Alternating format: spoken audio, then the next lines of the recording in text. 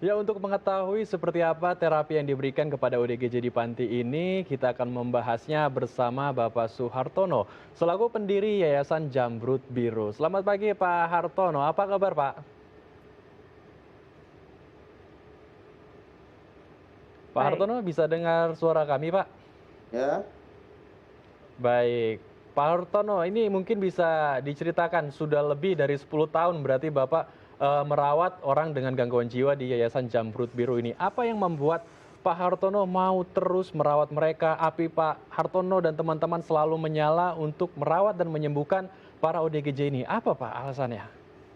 ya karena pertama rasa iba dan kedua juga ya ingin menunjukkan pada orang banyak bahwasannya kita ini ya bukan orang yang tidak peduli. Marilah kita peduli pada orang-orang dengan gangguan jiwa, khususnya para penderita pada penderita mental. Ya, disitulah rasa iba kita bagaimana biar jangan sampai ada di jalanan, jangan sampai ada yang tidak terurus.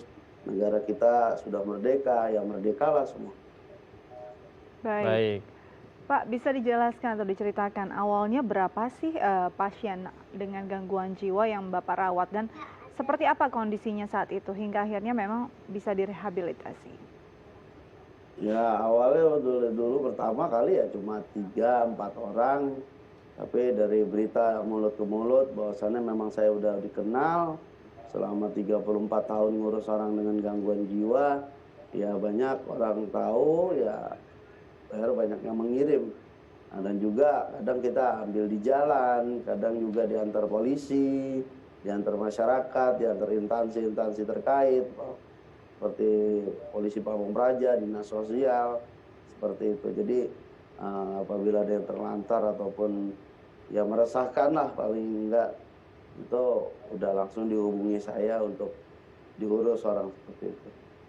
Baik. Nah, kalau kita melihat tadi ada ratusan orang dengan gangguan jiwa di yayasan Bapak dan pasti mereka untuk merawatnya sulit sekali ya Dika, karena kita lihat tadi ada yang sholat bersama, kemudian Betul. ada yang bisa menari-menari juga. Bagaimana Pak Hartono dan teman-teman ini bisa mengarahkan mereka, para ODGJ yang notabene-nya ini bukan orang normal ya, karena kan sulit untuk mengarahkan ataupun mengajarkan mereka. Bagaimana cara Bapak untuk bisa merawat dan juga menyembuhkan mereka dengan terapi yang Bapak berikan? Ya pertama dengan hati ya, cinta kasih. Seperti di ITV lah, televisi cinta kasih. Ya sama, kita juga cinta kasih sama dia. Bagaimana untuk merangkul hati dia. Asalkan hati kita baik, insya Allah dia juga punya naluri, punya nurani yang baik juga. Mereka jangan kita anggap sebelah mata, mereka jangan kita tidak pedulikan, mereka jangan kita hanya lihat, wah ini orang dengan gangguan jiwa. Ya mungkin berpendapatnya seperti itu, tapi kalau kita dengan baik, ya mereka akan nurut dan bisa kita arahkan, kita bina dengan keagamaan, dengan kasih sayang, dan itu kembali lagi dengan cinta kasih. Baik, Baik, jadi memang harus dari hati dan juga betul. menyentuh hati mereka. Pak, selain dengan cinta kasih, dengan nilai religi mungkin yang ditanamkan kepada mereka. Tadi kita lihat dalam tayangan ada juga terapi saraf seperti ada pijat di area kepala. Nah ini apakah memang ada edukasi khusus atau memang ada ilmu khusus yang Bapak dalami atau Bapak pelajari untuk bisa menangani dan juga menanggulangi para ODGJ agar mereka bisa hidup normal kembali? Ya pertama ya memang selain ada pembinaan agama ya ada pengobatan dengan totok saraf, dengan ramuan yang saya berikan seperti air kelapa, dan juga kita juga coba ruqyah, dan ruqyah dengan terapi zikir. Mereka bagaimana bisa atau tidak pelan-pelan dengan tidak memaksa dan tidak ekstrim.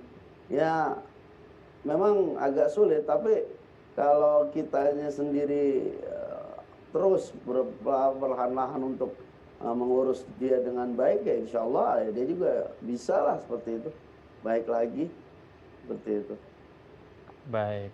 Kalau saya mau mengetahui nih Pak, kan tentu butuh banyak effort ya, terutama bagian dana atau keuangan untuk mengurus ratusan orang dengan gangguan jiwa ini. Dan saya dengar juga mereka ini ratusan ODGJ diberikan makan sehari 4 kali, kemudian ada tempat tidurnya juga, banyak fasilitas yang diberikan kepada mereka. Kemudian bagaimana cara Bapak mengolah dana? Apakah ini pure 100% dari dana Pak Hartono sendiri yang diberikan kepada yayasan ini, atau Bapak menggandeng beberapa pihak untuk bekerja sama, Pak? Yang pertama saya mengadakan subsidi silang ya. Subsidi silang itu ada pasien yang membayar ataupun pasien yang ada keluarganya yang memberikan bantuan bayaran permakanan itu 2,5% saya ambil, nah itu saya berikan buat bantuan mereka. Dan juga adalah beberapa donatur yang bisa yang biasa memberi ya, seperti dari dinas sosial juga adalah memberi bantuan beras. Dan banyakkan ya para donatur-donatur dermawan yang dari gereja, dari ibu-ibu pengajian, masjid, terus dari apa ya, dari mana aja lah donatur ya. Semua memang rezeki Allah yang atur dan semua pun ada rezekinya.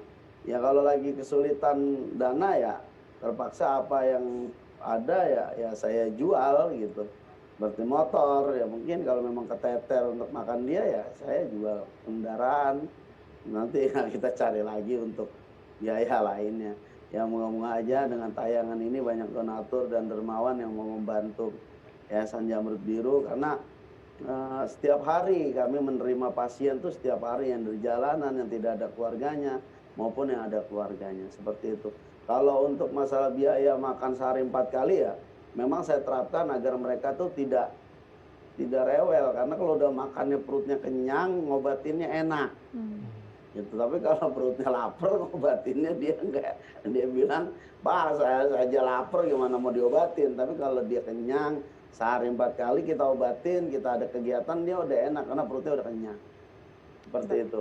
Baik. Jadi masih berharap juga bantuan-bantuan dari pemerintah, khususnya pemerintah pusat ya. Alhamdulillah juga dari Kementerian Sosial juga sudah memberikan bantuan, walaupun hanya 27 dari jumlah pasien kami 215 pasien atau 215 warga binaan yang saya tangani hingga saat ini. Makanya kalau dari segi kesulitan dan segi keuangan ya memang kadang ya duit saya pribadi ya harus keluar juga gitu. Kita cari sana sini lah bagaimana caranya ya. Saya bisa dibilang kalau gali lubang tutup lubang ya mungkin seperti itu. Tapi kalau Jamrud Biru gali lubang tutup sumur mungkin ya agak berat, karena banyak pasien-pasien ataupun binaan, warga binaan yang makannya banyak, yang memang jumlah pasiennya juga setiap hari bertambah. Ya kita juga harus gimana, sedangkan tempat kami Yayasan Jamrud Biru ini lokasinya masih kontrak, masih perlu bantuan untuk bayar kontrakan juga dan belum mempunyai lahan, tapi kepercayaan masyarakat banyak, alhamdulillah seperti itu. Baik, jadi kita harapkan juga banyak masyarakat juga yang terpanggil untuk bisa berbagi pada sesama. Bapak terima kasih banyak telah berbagi bersama kami di Bincang Hal Indonesia. Tetap jaga kesehatan, selamat kembali beraktivitas.